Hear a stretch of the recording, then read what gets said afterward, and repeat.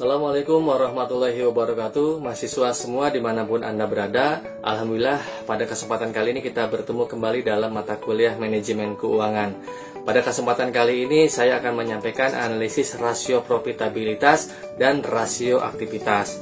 Rasio profitabilitas adalah rasio yang digunakan untuk mengukur seberapa efektif perusahaan dalam mengelola perusahaannya, sehingga menghasilkan keuntungan.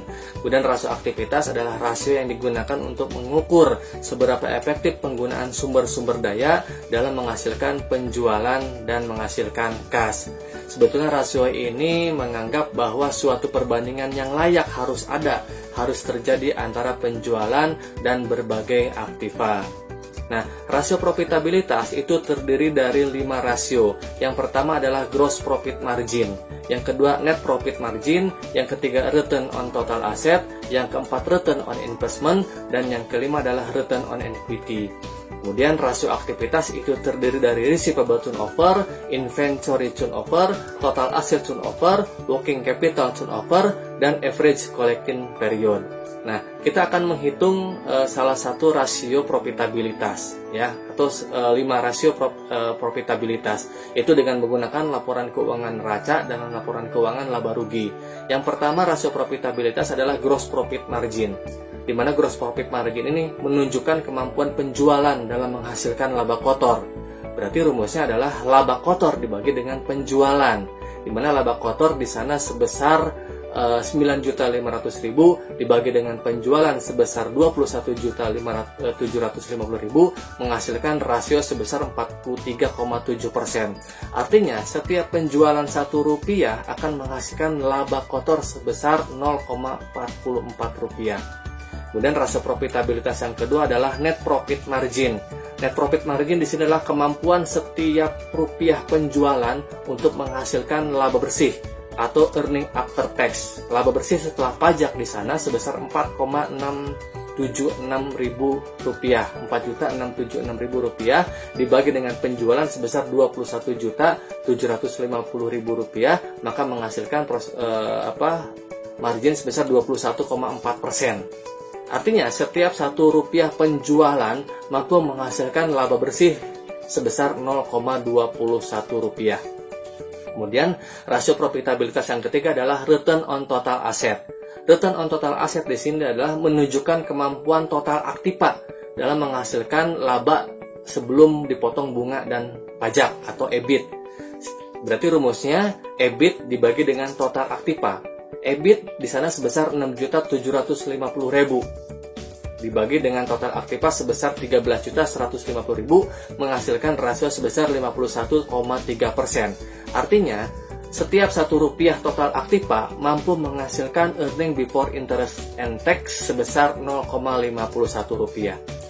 Kemudian rasio profitabilitas yang keempat adalah return on investment.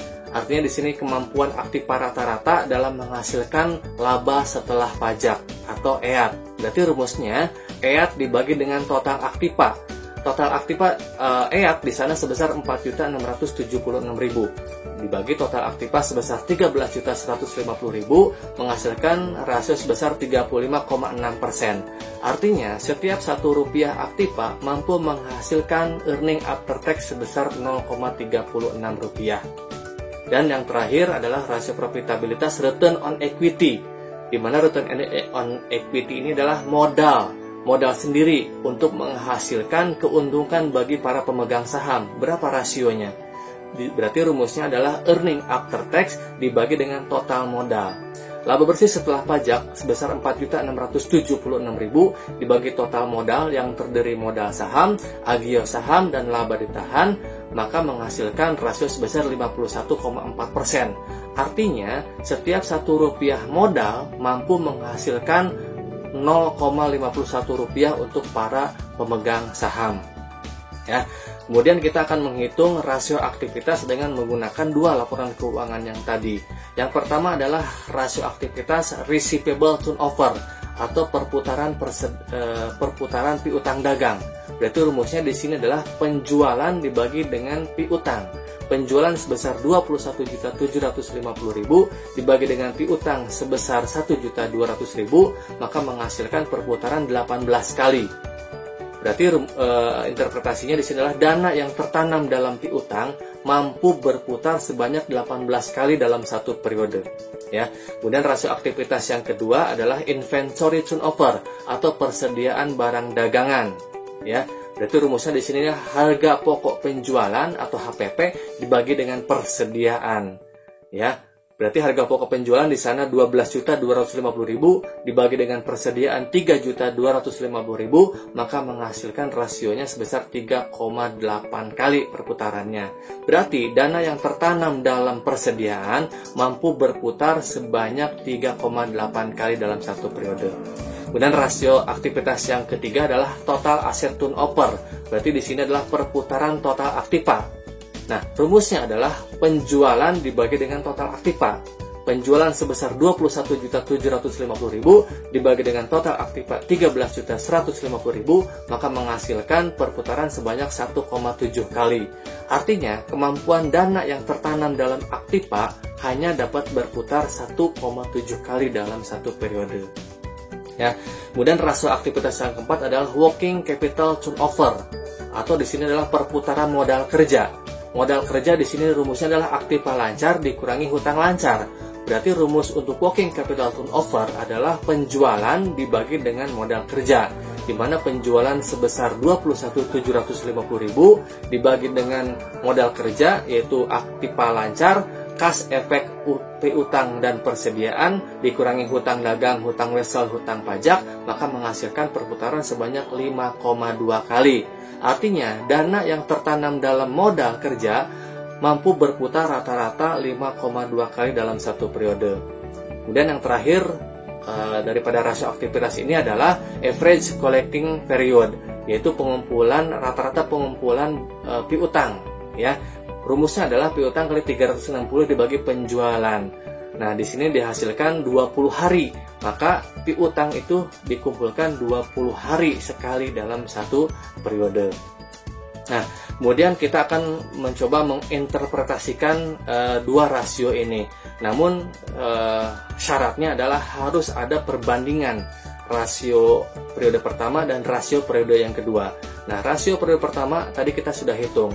Asumsi kita mempunyai rasio periode yang kedua, gross profit margin sebesar 32% di tahun 2018. Nah, ini mengalami kenaikan. Net profit margin juga naik. Return on asset juga mengalami kenaikan. Return on investment juga naik, namun di return on equity mengalami penurunan sebesar 0,7%. Interpretasinya adalah di sini bahwa kemampuan perusahaan mempunyai kecenderungan meningkat. Nah, di sana rata-ratanya naik tadi ya. Berarti di sini mempunyai kecenderungan meningkat. Semakin meningkat rasio profitabilitas ini, berarti perusahaan memiliki manajemen yang efisien. Itu kesimpulan ya, interpretasinya. Lalu bagaimana dengan rasio aktivitas? Sama, rasio aktivitas juga menggunakan 2 periode atau 2 tahun laporan keuangan. Untuk receivable turnover itu mengalami kenaikan. Ya, kemudian inventory juga mengalami kenaikan sedikit 0,2 kali ya. Kemudian total asset turnover juga naik, kemudian working capital turnover naik, namun di average collecting period mengalami penurunan. Tapi sebetulnya di sini penaikan ya, yang tadinya 22 hari sekarang perputarannya penagihannya 20 hari. Berarti kesimpulan dari rasio aktivitas ini bahwa kemampuan perusahaan mempunyai kecenderungan meningkat karena rata-ratanya tadi naik semua. Semakin meningkatnya rasio aktivitas mengakibatkan semakin kecilnya kelebihan dana pada aktiva. Atau sebaliknya, semakin menurunnya rasio aktivitas mengakibatkan semakin besarnya kelebihan dana pada aktiva. Nah, itu mungkin daripada analisis rasio profitabilitas dan rasio aktivitas. Mohon maaf apabila ada kekurangan. Terima kasih. Billahi taufiq wal hidayah. Assalamualaikum warahmatullahi wabarakatuh.